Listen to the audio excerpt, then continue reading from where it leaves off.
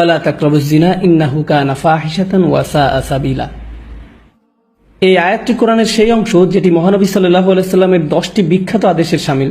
কিছু সাহাবী বলছেন এটি হচ্ছে মুসা আলাইহিস সালামকে দেয়া শিক্ষার মূলনীতিগুলোর অংশ। আবার মজার ব্যাপার হচ্ছে এই আয়াতটি যে সূরাতে তার নাম হচ্ছে বনী ইসরাইল, ইসরায়েলের সন্তানগণ।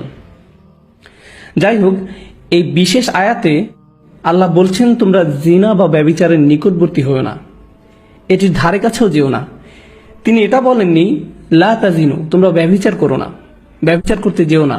তিনি বলেছেন তোমরা এর ধারে কাছেও যাবে না।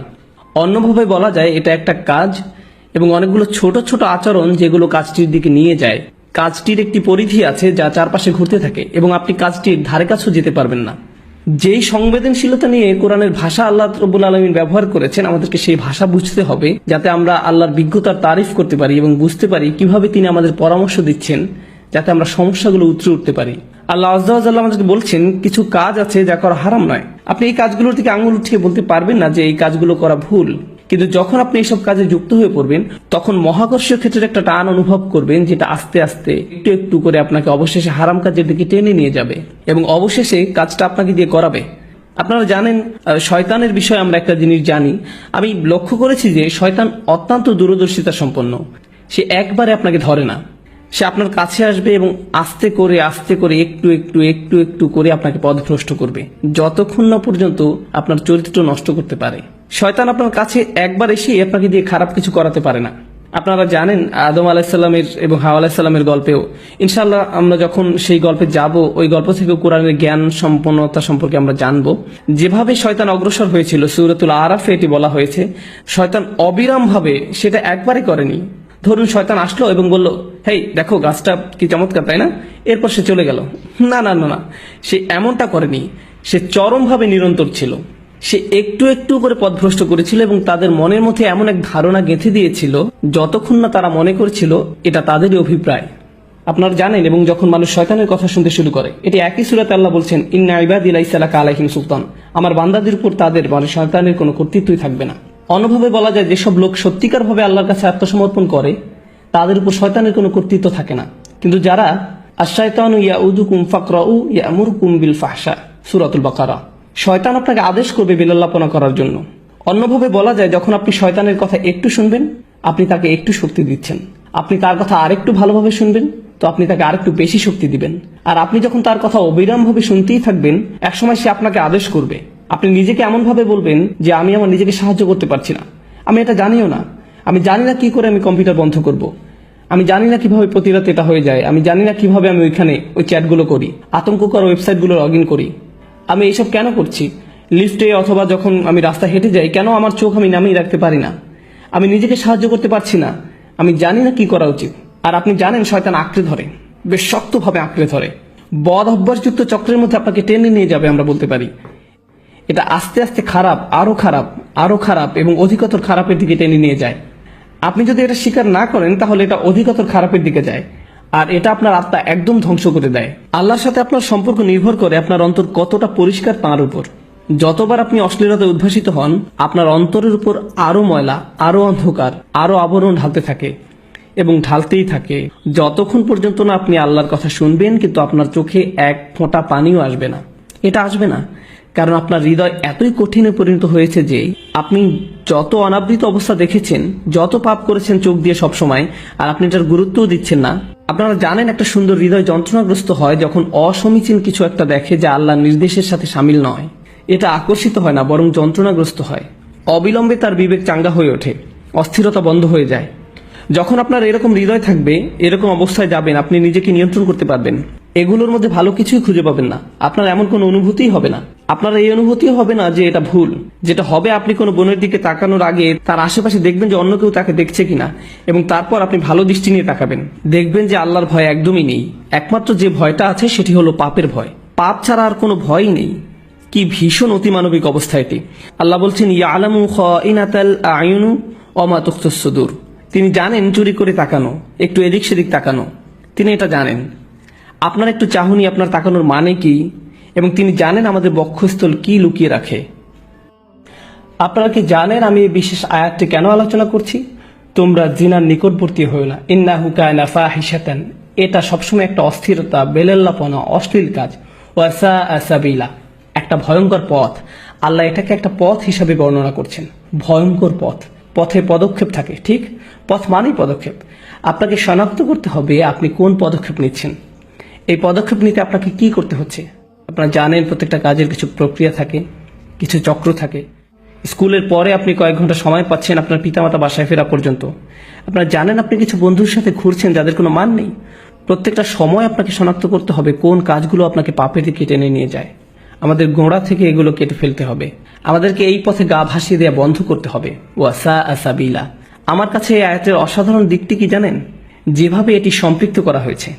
এই আয়াতের পরে আল্লাহ তাআলা বলছেন, তোমরা মানুষ হত্যা করো না। ওয়ালা তাকতুলুন নাফসাল্লাতী হারামাল্লাহু ইল্লা বিল হক। তোমরা নির্দোষ মানুষকে হত্যা করো না। আল্লাহ জিনাকে প্রথম অপরাধ হিসাবে উল্লেখ করেছেন এবং হত্যাকে দ্বিতীয় অপরাধ হিসেবে। আপনি কি চিন্তা করতে পারছেন? আপনি মনে করেন হত্যা অনেক বড় অপরাধ, ঠিক? কিন্তু আল্লাহ বলছেন যখন আপনি অন্য মানুষের মর্যাদা লঙ্ঘন করবেন, এটি হচ্ছে ফাহশা। আপনি যখন মানুষকে নিয়ে এভাবে চিন্তা করবেন তখন আপনি নিজের এবং তার মর্যাদা লঙ্ঘন করবেন। আমরা যদি কাউকে হত্যা করি, আমরা তাকে শারীরিকভাবে হত্যা করি। আপনারা জানেন তার বেঁচে থাকার অধিকার লঙ্ঘন করি। আর ওটা হচ্ছে আত্মার হত্যা, ফাহশা। আর এটি হচ্ছে শারীরিক হত্যা, ফাতর। দুই রকমের হত্যা রয়েছে। তাই আল্লাহ তাআলা আত্মার হত্যার কথা প্রথমে বলেছেন। আমাদের সবার মান এত নিচে নেমে গিয়েছে যে একটা নতুন সিনেমা মুক্তি পেলে আপনি হয়তো অনেকগুলো ট্রেলার দেখে ফেলেছেন আর নিজেকে বলছেন, এখানে মাত্র একটা খারাপ দৃশ্য আছে। ব্যাপার না, এটি একটি PG-13। যেটা আগে PG-13 হওয়ার কথা ছিল, এখন সেটা PG। কাজে সব জায়গায় অশ্লীল দৃশ্য। এবং যে আত্মার মূল্য আমরা হারিয়ে ফেলেছি তার প্রতি আমাদের যত্নবান হওয়া উচিত। এটা আমাদের নামাজের উপর প্রভাব ফেলছে, দোয়ার উপর প্রভাব ফেলছে, আমাদের চরিত্রের উপর প্রভাব ফেলছে, এটা আমাদের পরিবারের উপর প্রভাব ফেলছে। এবং আমরা গুরুত্বও দিচ্ছি না। আমরা মনে করি এটাই জীবন, আমাদের সময়ের সাথে তাল মিলিয়ে চলছি। ঠিকই আছে, সবাই একই কাজ করছে, আমরা কি করতে পারি? তাই আপনি যেসব ছবি ফেসবুকে পোস্ট করছেন তার গুরুত্ব দিচ্ছেন না। আমি ফেসবুক ব্যবহার করা বন্ধ করে দিয়েছি। আমি বলছি না যে ফেসবুক ব্যবহার করা হারাম, আমি ব্যক্তিগতভাবে এটা ব্যবহার করতে পারছি না। আপনারা জানেন আমি এটা ব্যবহার করি না। আমি সামাজিকীকরণের জন্য কিছু একটা পোস্ট করলাম, কোনো ঘোষণা কিন্তু কিছু একটা শেয়ার করলাম, কিন্তু কিছু জিনিস দেখে আমি খুব মর্মাহত হয়েছি যে আপনি কিভাবে এটা করতে পারেন। আপনি একজন মুসলিম এবং কিভাবে আপনি এই ধরনের ছবি পোস্ট করতে পারেন? নিজের মর্যাদা নিজেই রাখুন, নিজের পরিবারের মর্যাদা বজায় রাখুন, নফসকে নিয়ন্ত্রণ করুন। চোখ দিয়ে তাকানো, চোখের জিনা থেকে বাকি সব শুরু হয়। অন্য সবকিছু এখান থেকে শুরু, অন্য সবকিছু চোখের জিনা থেকে শুরু। ইনশাআল্লাহ তাআলা আমি আপনাদের সাথে এই বিষয়ে ছোট ছোট টুকিটাকি কোরআন থেকে এই বিষয়ের উপর কিছু সংযুক্ত আয়াতের অংশ নিয়ে আরেকদিন আলোচনা করব। কিন্তু আজকে ইনশাআল্লাহ শেষ যে জিনিসটি আলোচনা করব তা হচ্ছে ফাহশা, যার অনুবাদ হচ্ছে লজ্জাহীনতা, উত্তেজনা, অশ্লীলতা। আরবি ভাষার কিছু নিয়ম আছে যেগুলো একই রকমের, ওয়াহাস এবং ফাহাস। ওয়াহাস মানে হচ্ছে বন্যপ্রাণী, ফাহাস মানে হচ্ছে যে বন্যপ্রাণীর মতো আচরণ করে। লজ্জাহীনতা এমন একটি আচরণ হিসাবে বর্ণনা করা হয়েছে যেটি বন্যপ্রাণীর আচরণের মতো। আল্লাহ মানবকুলকে মর্যাদাবান করেছেন। আদম আলাহিসাল্লামের উপর যে শাস্তি দেওয়া হয়েছিল সেটা হলো তার জামা কাপড় খুলে ফেলা হয়েছিল। আমাদের আদি পিতামাতার জামা কাপড় খুলে ফেলা হয়েছিল। এটা আল্লাহর পক্ষ থেকে একটা শাস্তি ছিল এবং অবিলম্বে তারা বুঝতে পেরেছিলেন যে তাদের উচিত নিজেদের ঢেকে রাখা। তারা সমাজ থেকে নিজেদের ঢাকার শিক্ষা পাননি, সমাজ তাদেরকে লজ্জাহীনতার শিক্ষা দেয়নি। আপনারা জানেন আজকাল আমাদের নৃতত্ত্ববিদরা আপনাদেরকে শেখাবে যে আপনারা জানেন সমাজ আমাদেরকে জামা কাপড় দিয়েছে। এটা একটা সামাজিক যৌক্তিকতা যে আমরা ইতিহাস থেকে জামা কাপড় পরা এবং নিজেদের ঢেকে রাখার শিক্ষা পেয়েছি, কিন্তু প্রকৃতিগতভাবে আমাদের বন্যপ্রাণীর মতো থাকার কথা ছিল। আদম আলাহিসাল্লাম সমাজ থেকে কিছু শেখেননি, তাকে আল্লাহ বিবেক দিয়েছিলেন এবং যখন তার কাপড় খুলে ফেলা হয়েছিল তিনি প্রকৃতিগতভাবেই তাড়াতাড়ি নিজেকে ঢাকার চেষ্টা করেছিলেন। আমাদের আদি পিতামাতা নিজেকে ঢাকার চেষ্টা করেছিলেন। আমাদের এমন মানুষ হওয়া উচিত যেন আমরা আমাদের নিজেদের ঢেকে রাখতে পারি এবং অন্যদের দিকে না তাকিয়ে অন্যদের মর্যাদা দিতে পারি। যদিও তারা নিজেদের মর্যাদা নিজেরা রাখতে না পারে, তবু আমাদেরকেই তাদের মর্যাদা দেওয়া উচিত, কারণ ওরাও আল্লাহর সৃষ্টি। এবং আমাদের নিজেদের প্রতি সম্মিলিতভাবে মানবকুলের প্রতি বেশি সম্মান বোধ থাকতে হবে, তাদের দিকে না তাকিয়ে যেভাবে এক বন্যপ্রাণী অন্য প্রাণীর দিকে তাকায়। আল্লাহ আজ্জাল্লাহ আমাদের আধ্যাত্মিকতা বৃদ্ধি করে দিন। চলতি আত্মিক সমস্যা যা আমাদেরকে চোখ নিচে নামিয়ে রাখতে দেয় না তা থেকে সুস্থ রাখুন। এবং আল্লাহ আমাদেরকে অসৎ সঙ্গ, ওই অবস্থা, ওই সব কাজে সম্পৃক্ততা যেগুলো আমাদেরকে ভয়ঙ্কর ভয়ঙ্কর পথের দিকে টেনে নিয়ে যায় তা থেকে বিরত রাখুন। আল্লাহ আজ্জাল্লাহ আমাদের শুদ্ধ সুস্থ আধ্যাত্মিক জীবনের পথ পরিষ্কার করে দেন এবং সহজ করে দিন। বারাকাল্লাহু লি ওয়া লাকুম। আসসালামু আলাইকুম কোরআন উইকলি। আসসালামু আলাইকুম কোরআন উইকলি। নবী করিম সাল্লাল্লাহু আলাইহি সাল্লাম আমাদেরকে বলেছেন, যে লোক অন্যকে ভালো কাজের দিকে নির্দেশ দেয় সেও ওই ভালো কাজের সওয়াব পাবে। আমাকে অনুগ্রহ করুন এবং আপনাদের সবাইকে অনুগ্রহ করুন, এই ভিডিও থেকে যদি ভালো কিছু পেয়ে থাকেন তাহলে ভালোটা শেয়ার করুন, বন্ধু এবং পরিবারের সাথে শেয়ার করুন, সওয়াব পান। এটি অত্যন্ত সুন্দর একটি প্রকল্প। আমি সত্যিকার অর্থেই কোরআন উইকলি সফলভাবে চালানোর জন্য সবাইকে তারিফ করছি। আমি দোয়া করছি যাতে আল্লাহ তাদেরকে আরো বেশি বেশি করে রহমত দান করেন, তারা আরো ভালো ভালো কাজ করুক। আল্লাহ বলছেন, যারা মানুষের প্রতি কৃতজ্ঞতা জানায় তারা আল্লাহর প্রতি কৃতজ্ঞতা জানায়। মহানবী সাল্লাল্লাহু আলাইহি সাল্লামের হাদিস থেকে আমরা এই শিক্ষা পাই, আমাদের অবশ্যই ভালো কাজের তারিফ করতে হবে। অন্যের ভালো কাজের তারিফ করা একই সাথে আল্লাহর কথা ছড়ানো মানে তাদেরকে আরো বেশি সওয়াব পেতে সাহায্য করা, নিজেদেরকে আরো বেশি সওয়াব পেতে সাহায্য করা ইনশাআল্লাহ তাআলা। বারাকাল্লাহু লি ওয়া লাকুম। এরপর আল্লাহ গুরুতর একটি বিষয় নিয়ে কথা বলেন। এই বিষয় নিয়ে কথা বলে আমি আমার কথা শেষ করতে চাচ্ছি। যদিও আরো অনেক কিছু নিয়ে কথা বলা যেত, কিন্তু এই বিষয়টিকে আল্লাহ এত বেশি গুরুত্ব দিয়েছেন যা বলার মতো নয়। ঠিক যেভাবে 3টা আয়াত রয়েছে শেষ বিচারের দিন নিয়ে, এখানে পাচ্ছি ওয়াল্লাযীনা হুম লিফুরুজিহিম হাফিজুন ইল্লা আলা আজওয়াজিহিম আও মা মালাকাত আইমানুহুম ফাইন্নাহুম গায়রু মালুমিন ফামান ইবতাগা ওয়ারাআ যালিকা ফাউলাইকা হুমুল আদুন। 3টি আয়াত একই বিষয় নিয়ে, আবারও একমাত্র অন্য আরেকটি বিষয় যা নিয়ে 3টি আয়াত এসেছে। এই তালিকায় একমাত্র আর কোন বিষয় নিয়ে 3টা আয়াত রয়েছে? শেষ বিচারের দিন, শেষ বিচারের দিন এবং শাস্তি। আর এরপর পরবর্তী যে বিষয় নিয়ে 3টা আয়াত এসেছে জানেন কি সেটা? বেহায়াপনা। আর তাদের কথা যারা কিনা নিজেদের লজ্জাস্থানকে হেফাজত করে। আমরা বর্তমানে বাস করছি চূড়ান্ত নির্লজ্জ এক পৃথিবীতে। এমন এক পৃথিবী যেখানে আপনার হাতের মুঠোফোন দিয়েই যে কোনো ওয়েবসাইট থেকে যে কোনো ভিডিও চালাতে পারেন অনায়াসে। পর্নোগ্রাফি ইন্ডাস্ট্রি বর্তমানে একটি $multi-trillion ইন্ডাস্ট্রি, যার উদ্দেশ্য এবং কাজই হলো আপনাদের প্রত্যেকেই যেন কোনো না কোনোভাবে এসব নোংরামির ভোক্তা হন, এবং প্রতিটি নারী, পুরুষ ও শিশুর সামনে এগুলো যেন উন্মোচিত হয় তা তারা আশা করে। আপনিও দেখবেন, আসক্ত হবেন এবং পরিণত হবেন আরও একজন ভোক্তায়। এটাই হলো আমাদের সমাজকে দেয়া পর্নোগ্রাফির উপহার। এটা তৈরি করছে অমানুষ, মানুষকে পরিণত করছে পশুতে, যৌন বিকারগ্রস্ত মানুষে।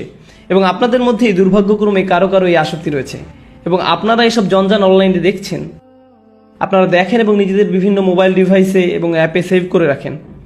এবং এই নিয়ে আপনাদের ভিতরে আর কোনো খারাপও লাগে না, কেননা আপনারা নিজেরাই মনে মনে নিজেদের জন্য এগুলোকে গ্রহণযোগ্য ধরে নিয়েছেন। হয়তো মাঝে মাঝে এ নিয়ে একটু অনুশোচনা হয়, কিন্তু আবারও আপনি ফিরে যান সেদিকে। আপনি ভাবছেন, অন্তত আমি তো কারো ক্ষতি করছি না, অন্য কাউকে তো দেখাচ্ছি না, নিজেই দেখছি, এইটুকুই ঠিক আছে। কিন্তু জানেন আসলে কি হচ্ছে? ভেতরে ভেতরে আপনার আত্মা নিঃশেষ হয়ে যাচ্ছে, আপনার সালাত হয়ে গেছে অন্তঃসার শূন্য। সে সময় আপনি একটুও চোখের পানি ফেলতে পারেন না, কেননা আপনার হৃদয়ে আল্লাহর ভয় এতটাই কমে গেছে। কারণ হলো ওই সমস্ত নোংরামি যা আপনি দেখে আসছেন তারই ফলাফল। এগুলো আপনাকে পরিণত করেছে একটা মানুষরূপী পশুতে, যার ফলে আপনি এখন আর স্বাভাবিকভাবে তাকাতেও পারেন না। যখন একজন নারী আপনার পাশ দিয়ে যায়, আপনি যেন দেখেন একটা মাংসপিণ্ড হেঁটে যাচ্ছে। আপনার দু চোখ সর্বদাই নিরীক্ষণ করে বেড়াচ্ছে প্রত্যেককে। সারাটাক্ষণ আপনি হাঁ করে তাকিয়ে থাকেন, চেয়ে থাকেন, চোখ নামিয়ে নিতে আপনার রীতিমতো কষ্ট হয়। যখন আপনি সাবওয়েতে কিংবা ক্যাম্পাসে অথবা যখন কর্মক্ষেত্রে নয়তো রাস্তা দিয়ে হেঁটে যাচ্ছেন, আপনি পারছেন না নিজেকে সংযত রাখতে। হয়তো একটা বিলবোর্ডের দিকে তাকালেন, আপনি দ্বিতীয়বার তাকান, তৃতীয়বার তাকান। এমন একটা সুযোগ আপনি হাতছাড়া করেন না যা দিয়ে আপনার অন্তরটা কলুষিত হয়। আপনি পরিপূর্ণভাবে একজন আসক্ত ব্যক্তি। তারপর কিনা আপনি আমাকে বলেন, ভাই নামাজে মনোযোগ আনবো কিভাবে? আপনি কোন দুনিয়া বাস করছেন? কোন জগতে আছেন আপনি? ভাইয়েরা আমার, বিশেষ করে ভাইদেরকেই বলছি, জানি কিছু বোনেরও এই সমস্যা রয়েছে। এটা অত্যন্ত দুঃখজনক বাস্তবতা। এটা একটা যুদ্ধ, এবং এই যুদ্ধ যে কোনো সামরিক যুদ্ধের চেয়েও ভয়ঙ্কর। এটি সেই যুদ্ধ যা কিনা ধ্বংস করে দিচ্ছে আমাদের অন্তরকে। এই জিনিস আমাদের ঘর পর্যন্ত প্রবেশের পথ করে নিচ্ছে, রাস্তা বানিয়ে নিচ্ছে। আচ্ছা, আমিও চাই আমাদের সন্তানদেরকে এসবের হাত থেকে যত দূর সম্ভব বাঁচাতে, কিন্তু যখন আমার সন্তান স্কুলে যায়, সেটা ইসলামিক স্কুলই হোক না কেন, খুবই উজ্জ্বল সম্ভাবনা রয়েছে যে কেউ একজন হতে পারে তারই এক বন্ধু তার আইপ্যাড বা অনুরূপ কোনো মোবাইল ডিভাইস নিয়ে এসে বলবে, দেখো দেখো সবাই। এটা খুবই বাস্তব একটা চিত্র, মোটেই কাল্পনিক কিছু নয়। এজন্যই আমাকে আমার সন্তানদেরকে প্রস্তুত করতে হবে এই কুৎসিত কদাকার জগৎ সম্পর্কে, যার মুখোমুখি তারা হবেই এক সময়। এর থেকে পালানোর আর কোনো পথ নেই, আসলে কোনো মুক্তি নেই। আপনারা ইসলামিক লেকচার দেখছেন ইউটিউবে, নিশ্চয়ই দেখে থাকবেন যে সেখানে যে কোনো ভিডিওর পাশ দিয়ে ফলো আপ ক্লিপগুলো দেয়া থাকে, তার মধ্যে একটা না একটা বাজে জিনিস থাকবেই। আর আমার মনে হয় না এটা নিছক দুর্ঘটনা। এমন না যে সবকিছুতে আমি ষড়যন্ত্রের গন্ধ পাই, তবুও আমি মনে করি না এগুলো এমনি এমনি হচ্ছে। আর আপনাদের বেলায় আসলে কি হয়? আপনি একটা ভিডিও দেখছেন, পাশে একটা বাজে জিনিস দেখে ক্লিক করলেন, আবার আরেকটাই ক্লিক করলেন, আবার আরেকটাই ক্লিক করলেন, শেষ পর্যন্ত গিয়ে ওইসব জঘন্য কিছু একটা আপনি দেখে ফেললেন। ওয়াল্লাযীনা হুম লিফুরুজিহিম হাফিজুন। বিশেষত যখন এই লজ্জাস্থানের ব্যাপার আসে, তারা তা হেফাজত করে। ভাই, আমার জন্য কি সমাধান? আমার কি বিয়ে করে ফেলা উচিত? দেখলেন না ওই দিন যেমন একজন জিজ্ঞেস করলো, আমি কিভাবে এখনই বিয়ে করতে পারি? না রে ভাই, এই জিনিসের সমাধান বিয়ে নয়। আপনি যদি একজন যৌন বিকারগ্রস্ত হয়ে থাকেন তবে বিয়ের পরেও আপনি তাই থাকবেন। আপনার এখনই লজ্জা না থাকে তো বিয়ের পরেও আপনার লজ্জা থাকবে না। সত্যি আপনি ভাবছেন বিয়ের মাধ্যমে আপনার সমস্যা শেষ হবে? না, আপনার সমস্যা বিয়ে নয়, আপনার সাহায্য দরকার। আপনাকে এসব বন্ধ করতে হবে, আপনার নিজেকে এভাবে কষ্ট দেওয়া থামাতে হবে, নয়তো আপনার ভেতরে আর কিছুই অবশিষ্ট থাকবে না। কদিন আগে একটা ইমেল পেলাম একজন টিনেজ বালকের থেকে, যে কিনা পর্নোগ্রাফিতে আসক্ত। নামবিহীন ইমেল। সে লিখেছে, আমি নিজেকে মেরে ফেলতে চাই, আমি পারছি না বন্ধ করতে। আমি 11 বছর বয়স থেকে এগুলো দেখছি, আমার বাবা মা কিছু জানেন না, আমি এগুলো পড়ি আর কাঁদি। কারণ এই ছেলে তো একা নয়, এরকম লক্ষ লক্ষ মুসলিম ছেলে মেয়ের আজ এই অবস্থা, লক্ষ লক্ষ। আমাদের ওদেরকে সাহায্য করতে হবে, যা কিছু পারি তাই করতে হবে। এগুলো প্রতিরোধ করার জন্য আমাদের $1 ট্রিলিয়ন বিজ্ঞাপন ব্যবস্থা নেই। আর এটাও আমার জন্য বলাটাও বাস্তবসম্মত হবে না যে এইসব ফেসবুক, ইউটিউব, টুইটার, ইন্টারনেট এসব হারাম। এটাই বাস্তবতা। এগুলো এখন অক্সিজেনের মতো একটা স্বাভাবিক ব্যাপার। আমরা শুধু যা করতে পারি তা হলো আমাদের তরুণদের সাথে এই বিষয়ে পরিপক্ক কথাবার্তা বলতে হবে এবং তাদের শেখাতে হবে কিভাবে এইসব জিনিসকে মোকাবেলা করতে হয়, এগুলোর ফাঁদে না পড়ে। এখানে যারা প্রাপ্তবয়স্ক আছেন, ইন্ডিয়ান মুভি দেখা বন্ধ করুন ভাই। আপনি কেন এসব লেকচারে অংশগ্রহণ করছেন? কথা বলছেন সালাত নিয়ে, সালাতের গুরুত্ব নিয়ে, অথচ নিজেদের সংযম ধরে রাখতে পারছেন না। মা মেয়ে, স্বামী স্ত্রী, বোনেরা মিলে একসাথে যা ইচ্ছা দেখছেন, কি না দেখছেন। আল্লাহ, থামুন, বন্ধ করুন এসব, থামুন। ওয়াল্লাযীনা হুম লিফুরুজিহিম হাফিজুন, তারা তাদের লজ্জাস্থান হেফাজত করে। লজ্জাস্থানের হেফাজত করা মানেই যে ব্যভিচার, জিনা না করা তা কিন্তু নয়। এর মানে সেই সকল জিনিস থেকে বিরত থাকা যা আমাদেরকে ওই প্রলোভনের দিকে ধাবিত করে। তারা লক্ষ্য করে, তারা রক্ষা করে, তারা জানে লজ্জাবোধ হুমকির মুখে পড়ে, তারা বোঝে কিসে তাদের দুর্বলতা এবং আকাঙ্ক্ষা, চাহিদা সম্পর্কে। এই তীব্র আকাঙ্ক্ষা আসলে আল্লাহ আমাদের মধ্যে দিয়েছেন এবং সেটা আল্লাহ দিয়েছেন সঙ্গত কারণেই। তিনি এটা করেছেন আর সবার মধ্যে এই চাহিদা আছে, এটা বলতে আমার কোনো দলিল প্রয়োজন নেই।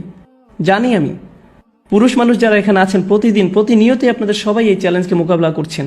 বিশেষ করে এরকম একটা শহরে, অন্তত টেক্সাস আর একটু বেশি রক্ষণশীল, অনেক বেশি না, কিছুটা বেশি। কিছু শহরে অন্তত এসব কুরুচিপূর্ণ বিলবোর্ড বা এ ধরনের জিনিস বসানোর অনুমোদন দেওয়া হয় না। আসলে তারা বিলবোর্ড টাঙানোর অনুমোদন দেয় না, কিন্তু সেটা হয়তো দ্রুতই বদলে যাবে, কেননা শেষ পর্যন্ত সাম্রাজ্যবাদেরই জয় হয়। কথা হচ্ছে, আপনারা এমন এক শহরে বাস করেন যেখানে সবই আপনার সামনে উন্মুক্ত, কোনো কিছুই বাদ নেই, সব কিছু। আর আপনাদের রীতিমতো মরণ যুদ্ধ করতে হয় নিজেদের বাঁচানোর জন্য। এই অনুচ্ছেদটিতে এমনকি খুব বেশি বড় লক্ষ্য অর্জনের কথা বলা হয়নি, এখানে কেবল ন্যূনতম অংশটুকু এসেছে। আগেই বলেছি আপনাদের, তাই না? এগুলো হলো ন্যূনতম, যা না হলেই নয়। আমাদের ন্যূনতম কর্তব্য হলো যে আমাদের যাবতীয় নির্লজ্জতা, বেহায়াপনা থেকে নিজেদের বাঁচিয়ে চলতে হবে, নিজেদের ভেতরে এই প্ররোচনার বিরুদ্ধে যুদ্ধ ঘোষণা করতে হবে। আর আমি জানি আপনাদের কেউ না কেউ আছেন যারা এসব বন্ধ করার চেষ্টা করছেন, তারপর আবার ফিরে গেছেন, আবারও চেষ্টা করছেন, আবার ফিরে গেছেন, বারবার ফেসে যাচ্ছেন এই চক্রান্তে। জানি আমি, অনেকেরই এমনটি হচ্ছে। আপনারা যুদ্ধ করে যাচ্ছেন এর সাথে, তবে হাল ছেড়ে দিবেন না। আর সেজন্য যা প্রয়োজন করুন, কখনো একা থাকবেন না, সব সময় ভালো বন্ধুর সাথে থাকুন, লাইব্রেরি চলে যান আর সেখানে পড়াশোনা করুন। এমন কোথাও চলে যান যেখানে আপনার আশেপাশে আরও মানুষ থাকবে, কারণ আপনি যখনই একা থাকেন শয়তান আপনাকে একা পেয়ে বসে। আর আল্লাহর ভয় যদি আপনার মনে যথেষ্ট না থাকে, তবে অন্তত মানুষের ভয় যদি কাজ হয়, অন্তত নাই মামার চেয়ে তো কানা মামা ভালো।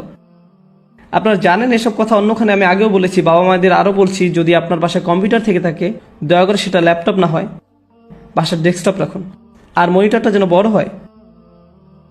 আর এটা নিশ্চিত করবেন কম্পিউটারটা যেন রান্নাঘর কিংবা খাওয়ার ঘরে থাকে, বসার ঘর ব্যবস্থা করবেন না। বাচ্চাদের ঘরে তো নয়, এমনকি আপনাদের সবার ঘরেও না। খাবার ঘরে কম্পিউটার রাখবেন, একদম সবাই দেখতে পাচ্ছে এমন দিকে মুখ করে। তুমি হোমওয়ার্ক করতে চাচ্ছ, করো, মনিটর এদিক ওদিক ঘোরাতে পারবে না, সবার মুখের সামনেই থাকবে। এভাবেই আপনাকে করতে হবে, বুঝলেন? এভাবেই আমাদের সাবধানতা অবলম্বন করতে হবে। আপনার 11 বছর বাচ্চাকে স্মার্টফোন দিবেন না, কি ভাবছেন আপনি? ব্যাপারটা মোটেও স্মার্ট নয়। বাচ্চাদের আপনারা স্মার্টফোন দিবেন না। আমি কেন এমন দেখি যে ইসলামিক স্কুলে ক্লাস 2 বা 5 এর বাচ্চার হাতে আইফোন 5, আমার নিজেরও আইফোন 5 নেই, আর তাদের কিনা আছে, কিসের জন্য? আপনারা জানেন এগুলো কত ভয়ঙ্কর হতে পারে? ইল্লা আলা আজওয়াজিহিম আও মা মালাকাত আইমানিহুম ফাইন্নাহুম গায়রা মালুমিন। আর তাদের স্বামী স্ত্রী ব্যতীত, তাদের অধিকারভুক্ত দাসী ব্যতীত, সেক্ষেত্রে সংযত না হলে দোষের কিছু নেই। আল্লাহ বলছেন আমাদের এসব আকাঙ্ক্ষা রয়েছে এবং আমরা সেগুলো সম্পাদন করতে পারবো, পূরণ করতে পারবো, কিন্তু শুধুমাত্র আমাদের বৈধ স্বামী স্ত্রীর মাধ্যমে। কিন্তু এর বাইরে আমরা কোনো কিছু করতে পারবো না। আরেকটা ব্যাপার, যখন মানুষ ওই সমস্ত জঘন্য জিনিসে আসক্ত হয়, অবিরতভাবে ওইসব নিয়েই পড়ে থাকে এবং অতিরিক্ত বেশি পরিমাণে সেসবের সংস্পর্শে থাকে, তাদের দাম্পত্য জীবন হয় দুর্বিষহ। ভোগ সুখ নিয়ে তাদের নিজেদের ভেতরে এক ধরনের অলীক এবং অবাস্তব ধারণা গড়ে ওঠে, এবং তখন তারা নিজেদের স্বামী স্ত্রীর কাছ থেকে সেই সুখ খুঁজে পায় না। ঘরে ঘরে এগুলো নিয়ে অনেক বড় ফিতনা তৈরি হয়, পরিবার ধ্বংস হয়ে যায়, মুসলিম পরিবার। এগুলোই বর্তমান সমাজে আমাদের হচ্ছে। আল্লাহ তাদের সম্পর্কে বলেন যারা সালাত প্রতিষ্ঠা করে। তিনি বলেন, আমি বর্ণনা করছি যারা সালাত বা নামাজ প্রতিষ্ঠা করে, এগুলো হচ্ছে মৌসুফ আল মুসল্লিন, সালাত প্রতিষ্ঠাকারীর বৈশিষ্ট্য। আল্লাযিনা, সব আল্লাযিনাগুলোর প্রত্যেকটি হচ্ছে মুসল্লিদের এক একটি সিফাত বা বৈশিষ্ট্য। অর্থাৎ যারা সালাত কায়েম করে তারাই হলো সেসব মানুষ যারা নিজেদের সালাত কায়েমের ব্যাপারে নিয়মিত এবং অবিচল। এরাই হলো সেসব মানুষ। ফামান ইবতাগা ওয়ারাআ যালিকা ফাউলাইকা হুমুল আদুন। আর যারা কিনা এই সীমার বাইরে চলে যায় তারা মূলত আগ্রাসনে লিপ্ত। এসব কাজে এক প্রকার আগ্রাসন। দেখুন, যখন কিনা আদু উল্লেখ করা হচ্ছে অথবা আদিন আসছে আদুন থেকে, আদা থেকে, ঠিক আছে। আল আদুন, আল আদাওয়া আরবিতের মানে হলো শত্রুতা। আল্লাহ বলছেন যারাই কিনা তাদের কামনা বাসনা চরিতার্থ করে হালাল পথের বাইরে, বিবাহের বাইরে, যারাই সেটা করে তারাই এক ধরনের সক্রিয় আগ্রাসনে লিপ্ত। প্রশ্ন হচ্ছে কার বিরুদ্ধে এই আগ্রাসন? কারণ আপনি যখন শত্রুর কথা বলেন তখন মাথায় আসে যে সে শত্রু কার শত্রু। যদি তারা শত্রুতে পরিণত হয় তাহলে কাদের জন্য শত্রু? আল্লাহ সেটা বলেননি, উল্লেখ করেনি কোন মাফউল বিহি কিংবা কোন জার মাজরুর। এর মানে কি হতে পারে জানেন? তারা তাদের নিজেদের শত্রু, তাদের পরিবারের শত্রু। তারা এমনকি আল্লাহর দেয়া শিক্ষার বিরুদ্ধেও শত্রুতায় লিপ্ত। বুঝতে পেরেছেন? এরাই হলো এই ধরনের মানুষ। আপনার আর আমার সবচেয়ে যে গুরুত্বপূর্ণ সম্পদ তা হলো আমাদের অন্তর, আমাদের হৃদয়। আর এই নির্লজ্জতা আমাদের অন্তরটাকে ধ্বংস করে দেয়, নিশ্চিহ্ন করে দেয়। সবচেয়ে মূল্যবান যে জিনিসটিকে আমাদের সুরক্ষিত রাখতে হবে তা হলো আমাদের ঈমান। আর এই সব নোংরা জিনিসগুলো আমাদের ঈমানকে নষ্ট করে দিচ্ছে, আপনাদের ঈমানকে দুমড়ে মুচড়ে ছিঁড়ে ফেলছে। এরকম হতে দিয়েন না আপনারা আপনাদের সাথে।